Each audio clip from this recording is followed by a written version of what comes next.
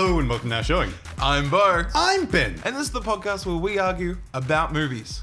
Argue. It's all you ever do, Beau. You want to start a fight here, you want to argue about this, there. I think you need to just chill out, man. I just need to chill out. You just need some happiness in your life. You just need to, chill out while we discuss these movies. What we're going to do on this podcast is we're going to open on a little review. And that'll be followed by a spoiler-free discussion.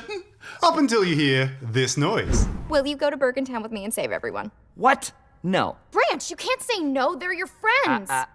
They're your friends. After that noise, you're gonna... we're having a spoiler-full discussion where we discuss every little bit in depth. Is that glitter gel? It is glitter gel. And it stings the eyes, I gotta say. What we're doing is we're celebrating the happiness in the lives because this week we went to check out Trolls. I have a confession to make. I may have chosen Trolls this week just to get a rise out of Ben. Then Ben meekly accepted it as a broken man and I didn't know what to do. Well, shit. Now I'm stuck here. So we saw Trolls. And I had a really good time. Dreamworks bring us a work similar to Shrek in relatability and tone, and pull an animated version of Les Mis, where all the actors are actually singing the songs in the film. The style is sort of like the Lorax, if there were no smooth-skinned animated humans, and everything seems to be made of woven hair or is textured in an interesting way. We're taken to another world where trolls live to sing, dance, and hug. They fart glitter and have no concept of a world where there's unhappiness. As a juxtaposition, Bergens can never experience happiness unless they're chowing down and eating trolls. The blurb on IMDb does not do Trolls justice. While it is in essence the journey of Anna Kendrick and Justin Timberlake from A to B, there's more content there than just trolls being unhappy. This film is simply here for a good time. With a few cringeworthy moments, Trolls still manages to have enough there to entertain adults and children alike. A very easy watch, with songs that will not only set your foot tapping, but will leave you humming tunes for the whole day. Trolls gets 3 stars. You would have to be a Borgin to not like this film. I was in a cranky mood going in and I enjoyed it. You enjoyed it? I did. I couldn't tell by the freaking adorable. The whole get-up. The reason I wasn't keen to see this one was it seems to be a money cash grabbing cow. It's taking another toy like the Hasbro toys or the G.I. Joes or something like that and going, how can we make a series of movies out of this? Because clearly they're not going to stop at Trolls. They're going to keep going and make 5 Trolls movies like a Lord of the Rings style epic. And I won't mind. Because unfortunately, it's more than just a toy commercial. Yeah. It's another Dreamworks film. And it's a solid Dreamworks film. It's something that they've obviously put care and thought and some decent scripting into too. And it seems like Dreamworks like the ogres and the Shreks and the monsters and the dragons of the animation world. Whereas Pixar like the toys and the inanimate objects. Yeah. It seems like they're carving out a little nook for themselves. Exactly, and this is a very different looking film because do you think in terms of the look and the texture and the way that everything is animated to sort of move and everything looks like it has some sort of like furry or soft or woven texture. That was cool. I did enjoy that the skin had little hairs all over them, which was great. Yeah. Instead of just being plasticky toys, they seem to be mammalian, if nothing else. And it's consistent throughout. There's none of that smooth skin stuff. Even when she goes out into the wilderness to brave all of the stuff, all of it is, hair covered and furry and kind of scary, but kind of creepy. They walk such a fine line. They did really, really well. I was so surprised in the opening to find out how dark the opening was. It sets up that the Borgans eat trolls. Yeah. And that they harvest them every year in some sort of... It's almost like a matrix tree. The trolls hide in this one tree, and every year the Borgans come around and eat them. Come this year, the Borgans go to eat them, and they're burrowing their way to freedom. And the adorable troll leader, King Poppy, is running away going, "No troll left behind." But I was surprised how dark that was. For such a light-hearted and happy movie, I didn't expect them to be eating the trolls. Yeah. It's pretty hard, right? The little kid to our left went, I don't like this movie, Mommy. Did they? I Yeah. didn't hear that. She was scared. She was actually scared in the beginning. Well, yeah, I don't blame her. They set the Bergens up to be super dark and bad. And the idea of harvesting the trolls is genuinely creepy. So the intro goes past and they get away to freedom and they start up a new civilization elsewhere. Yeah. And the where he just evil- says, "This is where we will rebuild." And, so sorry to start off with, for some people who don't know what a troll is, it's a small little creature that can use its hair to get out of things and use it like a weapon, and it grows and they can hide amongst the hair in like a chameleon pattern, which is pretty cute. And the trolls come in all different types. And they go... And it's like the hair comes down over them and they suck up into the trees and stuff. Yeah. So there's a bit of lore and mythology coming into the trolls. I can't believe I'm saying this. Yet it's happening. You've covered your face in glitter and are wearing a hairy wig. So anyway, there's a certain level of lore that comes into the mythology of the trolls. Yeah. And there's different types of trolls. There's some that look like emus, and they've all got different personalities, which I know that's a very basic thing to say, but I was surprised how unique each one of them were. And you can The see glitter one that was auto-tuned all the time. Yeah, that was really cute. And the emu that's sort of like the Shaggy. Yeah. It's sort of like the chilled brother. And then there's like a hippie one. I'm just surprised how much character they got into each one of the trolls, despite the fact that the trolls are essentially the same. And the fact that they all sing in unison, and the only time we see the other ones, you know, like the hippie one and like the twins that are connected via hair, we only see them all together. And then we see Anna Kendrick and Justin Timberlake separately as those two. Sorry, so Anna Kendrick plays Princess Poppy. Yeah. The daughter of the king, who is now the leader of the trolls 20 years after they've escaped to freedom. She's the princess, so her father still is the king. Oh, but he's on his way out. Yeah. And she's now in charge of them, but they don't have any drama in their life. After 20 years of free sailing, they're a very happy group. They have hugs every hour, and they're only sad that they can't hug every half hour. Because then there would be no time for singing and dancing. One of them literally shits cupcakes. Yeah. And Princess Poppy's main skill is to scrapbook. And she scrapbooks damn well. Invitations to everyone to come to the daily party. And Anna Kendrick's voice is freaking incredible. It is produced, like, unlike Les Mis, where it's very raw and sung live by the actors, this is produced, and they've got Anna Kendrick into a recording booth and processed the audio and made it into a legitimate song. Not trying to be a Bergen. Okay. But the first time she did sing, the mixing was a bit weird. It's part of the overall thing. It doesn't, like, she doesn't stand out, despite the fact that the voice was amazing. Yeah. So it was just a weird thing with the mix on that first song, where it wasn't clear that the song was starting. And that's a really nitpicky thing to say, but the mixing was a bit strange on the first song. Okay, and that was the everybody. Oh. Oh, it's going to go all on the computer. Oh, Yep. We're going to be cleaning this up for days. And offset against Princess Poppy is Justin Timberlake. He plays the cranky troll. Which I did not think Justin Timberlake could pull off, because he's got such a light and happy voice. He doesn't have that sort of like dark and cranky voice that you associate with a stick in the mud. No, but he's like a young stick in the mud. He's like... So the moral message for all the kids is that you can find a happiness inside yourself, and grumpiness is just a state of mind, but everything in balance is also good. So it's got some moral messages in there. Yeah, well, of course, any kids' film does. It's not like Zootopia, where it was very, very involved and had a very deep and applicable moral message for current circumstances.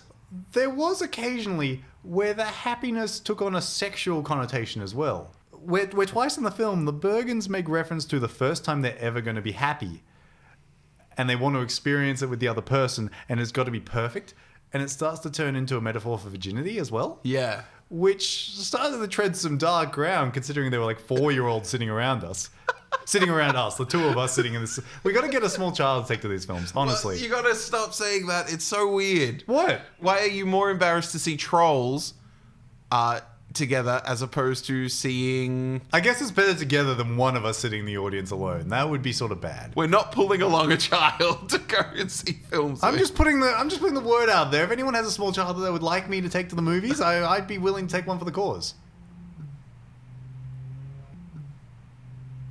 So anyway, Princess Poppy puts on the biggest party the trolls have ever seen. The biggest, loudest, craziest party that has ever happened in Trollville. Oh, Troll and once Town? again, it sort of gets to a rave. Yeah. All the trolls are dancing and there's lights pumping and stuff. And there's electronic techno music. And this draws the attention of one particularly evil Bergen. The old chef who's been banished because she can't find any trolls to eat. She's just or an serve. outcast in the middle of the forest. And lo and behold, she's just sitting there going like, I need to find them. Where are they? And then fireworks up into the thing, just basically saying, trolls here, right here. So she storms along, she attacks, and she takes about half a dozen of the trolls prisoner. Takes them back to the Bergen village and the Bergen king, and says, I can once again serve trolls. We can have our trollstice once again. Yeah, and do you think we can say any more before playing the spoiler sound? No, I think that's it. Let's drop the spoiler sound. But before we do, I'm just going to do the summation. I'm giving it a very similar score to you. It was very fun. It was a very light-hearted Dreamworks film, and it is going to keep the kids entertained. The negative things, though, that I just got to get out of there. The songs. They're not that original. 75% of them were top 10 hits at some stage, and 25% of them are original songs. So it's not like a Disney film. Yes, where every song that's played is an original song sung And a about classic. Not at all. And it's not. It's very much about the pop aspect of it. These songs register instantly on your mind, and you tap along. You know the beat. You know what's coming. They've changed a lot of them. They've changed the lyrics around a little bit, but essentially they're the same song. Yeah. Yes, it's not original, but I don't think that's necessarily a downfall. It's just I just think it's one of those things that drags as you get later into the film. Yeah. And it's not entirely a feel happy. It's not telling you to feel happy all the time. It's almost showing you that an overexhaustion of happiness is also a bad thing. Everything in moderation is good. So that's my second thing. For adults, as the film goes on, like a lot of kids' films do, it starts to lose pace towards the end of the film, where it's getting a little heavy-handed with the message. Where it starts to really drive home what the film is about and what it wants to tell kids. You know, at about the hour and 15-minute mark, where the kids are getting restless and the adults are checking their watch. Yeah. But beyond that, still pretty damn cool. If you have little ones, I would say go see it because it's kind of cute. Even if you don't have little ones, what if you are a fan? But what if you're a fan of Disney films and you generally go and see these sort of animated flicks? Yeah. It's not as much of a cash-grabbing cow as I thought it was going to be. And I thought it was going to be very, very kids filmy with not a lot for adults, but I'm surprised. It's got a fair bit in there for adults as well as kids. So let's drop that spoiler sound now and talk about the climax! Will you go to Bergen Town with me and save everyone? What? No. Branch, you can't say no. They're your friends. They're your friends. So Anna Kendrick sets out on her adventure, across country to save her friends. And it doesn't happen the way that I thought it was going to happen. What changed? What was different? Well, originally she sets out on her own, and you think that she's going to go with Justin Timberlake from the start. That song there was adorable. She was going to keep pushing through no matter what happened. Yeah. And she eats the wrong berries and gets sick. She gets caught by spiders. She basically dies. But she's still got this go-getter attitude. And then Justin Timberlake comes along and saves the day, and they set out on their quest. Yeah. They get to the Bergen village, and we learn that one of the Bergens, Bridget, who gets called Idjit by the evil chef, has more in common with trolls than she does with Bergens. She's happy all the time. She wants to sing. She's in love with the Bergen king. Love, a feeling that Bergens don't typically share. Aww. And then the trolls give her a makeover so that she can impress the king, not as Bridget, the scullery maid, but as Mrs. Glitter Sparkles. And all the trolls make up her hair. Yeah. And the trolls are then like radioing into her ear, telling her what to say on the first date. And then that's when Justin Timberlake shows his real colors. Yeah. And he's a true hopeless romantic. He says all the sweet stuff and knows just what to say, and everyone's a bit taken aback by it. He's got some depth. And the king, as well as Zooey Deschanel's Bridget, fall deeply in love. Despite being Bergens who have no feelings or no emotions and can never be happy. And they fail to identify that they are happy and that they're enjoying each other's company. They've gone to the arcade and are now skating around. One logical loophole, why do the Bergens have a roller skating rink? If they never have any fun, why do you build something to have fun in? I feel like they did a lot of things that were supposed to be fun, but they just sort of... They didn't have a fun time doing it. Yeah. They just did it. You know, there's a guy that works there. It's just like, here's your pizza. And just trundles off and does not give a shit about his job. Maybe there's some more unpacking they can do in the inevitable Troll sequels. I feel like this is more like an ending kind of like Shrek where, you know, everything ends, everything's happy. But With some tension under the surface. But it doesn't necessarily mean that there's going to be a sequel. Shrek didn't need a sequel. It just got one because it was very, very popular. Same deal. Trolls doesn't need a sequel, but it's going to get a sequel. You Because reckon? everything has sequels. It could. There will at least be a release straight to DVD of a sequel at some point, if not another cinema sequel. But anyway, I started to feel at that point the film started to drag a little bit. I love the makeover. I love the lessons and stuff that they had to be all happy and stuff. But at that point, it became clear that no trolls were actually going to be eaten. Yes. When the one that you thought was eaten, which I was just like, man, that's a big leap. That's all good the job, film had Phil. to do. Yeah, kill one troll.